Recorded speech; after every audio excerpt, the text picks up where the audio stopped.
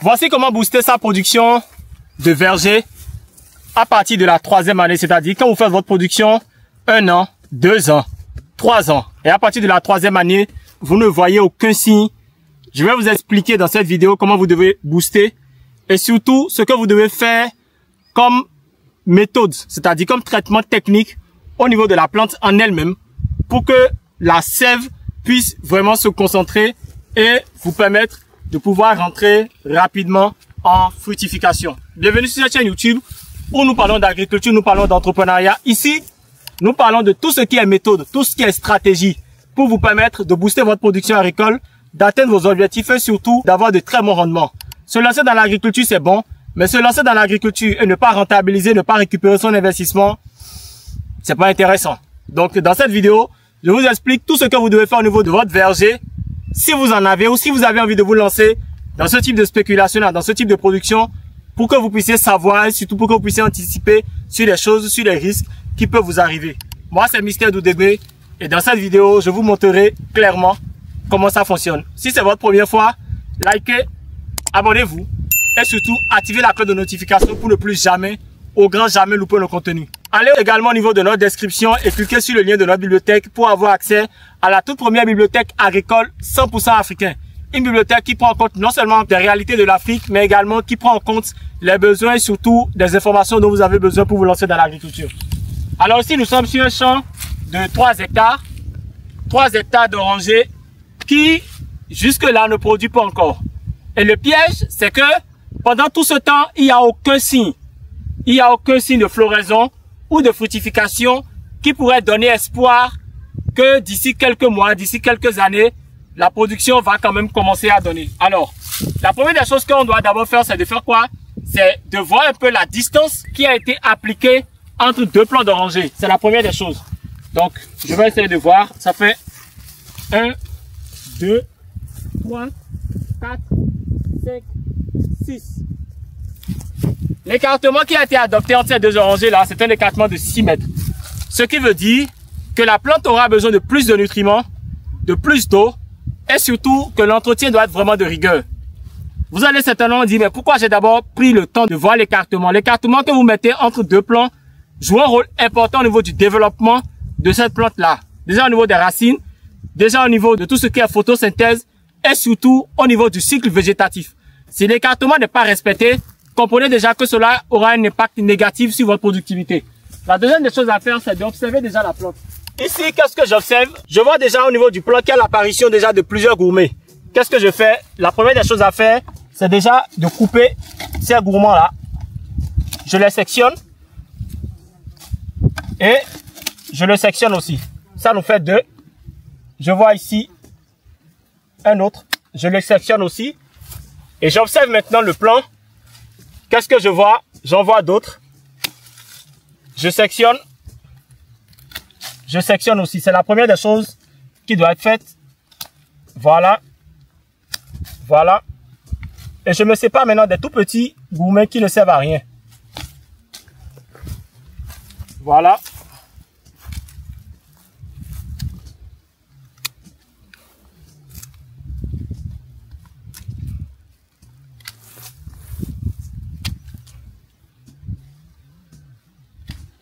Voilà.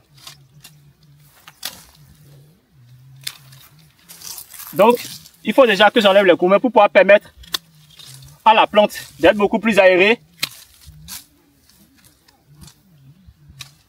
avant de pouvoir nous produire des fruits. Comprenez que si la plante n'est pas aérée, cela va bien évidemment jouer au niveau de sa productivité. Voilà, j'observe, je vois par là aussi. Par là aussi. Je me sépare de tout ça. Voilà. Alors, là maintenant le plant est beaucoup plus dégagé et beaucoup plus aéré. Voilà. Alors, une fois que cette opération est faite, qu'est-ce que je dois maintenant faire? Je dois faire une couronne. Donc, vous faites la couronne tout autour et vous apportez la matière organique. La matière organique que vous apportez peut être des bousses de vache, ça peut être des fientes de volaille, ou ça peut être vraiment tout ce qui est compose, tout fumier bien décomposé. Maintenant, petite astuce, quand vous voulez faire une couronne au niveau d'un verger, je vous recommande toujours d'observer la dernière position. Vous voyez ici, amène la caméra. Alors vous voyez, là nous sommes ici, et vous voyez, c'est la dernière feuille. D'accord, c'est la dernière branche. Donc vous faites la couronne, jusqu'à ce que la couronne vienne à cette limite là. D'accord? Tout ça. Quand vous allez vouloir faire la couronne, vous faites la couronne pour que la couronne soit circulaire comme cela, tout autour du plan. Mais c'est la limite pour la couronne.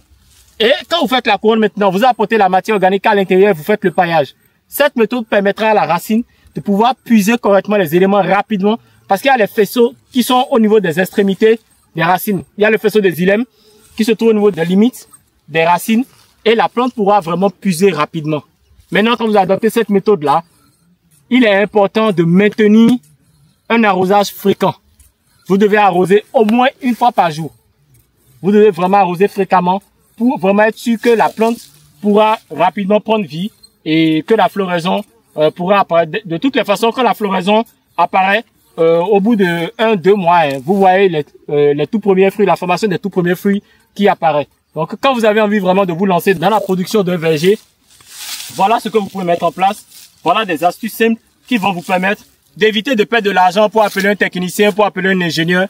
Parce que de toutes les façons, si l'ingénieur vient, ce serait beaucoup plus pour pouvoir vous faire ce type de recommandation-là. Si votre production n'est pas attaquée. Voilà aussi un aspect très important.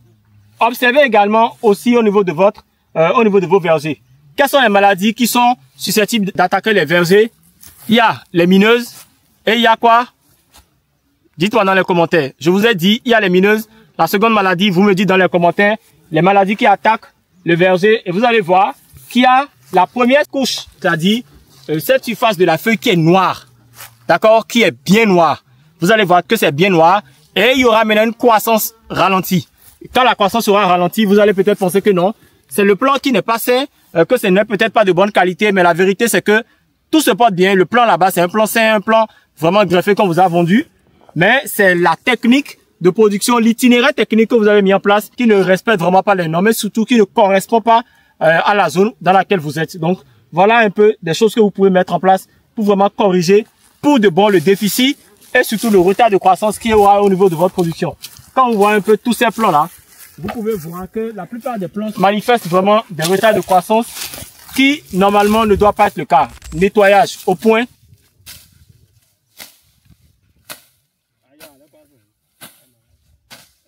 Fertilisation, normalement, doit être au point pour que vous puissiez commencer avec les tout premières récoltes.